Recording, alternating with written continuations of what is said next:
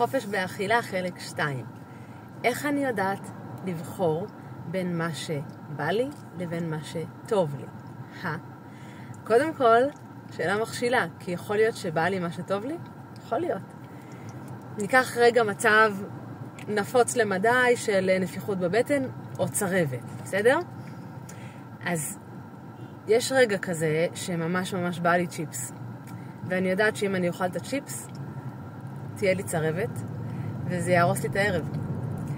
אז תחשבו רגע על מצב שבו אתם בדייט עם האהובה שלכם, ואכלתם צ'יפס, ואז בא לכם לממש את האהבה שלכם, אבל אתם לא יכולים, כי כרגע יש לכם צרבת ובא לכם למות, אוקיי? אז הנה הרגע הזה שבו אני עומדת מול מה שבא לי, ואני יודעת שזה לא טוב לי, ואני מסתכלת על כל החיים שלי, לא רק על האוכל, אלא על ערכים חשובים נוספים וחוויות נוספות שאני רוצה לחוות עם הגוף שלי. אז זה אחת מהדרכים, והשלב הראשון זה לפתח הקשבה.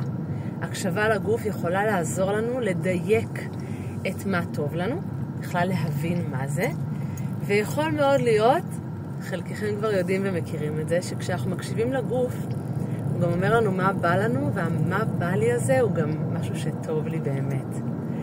אז מעניין אותי מה אתם חושבים על זה, ואיפה אתם פוגשים את זה בחיים שלכם. שתפו.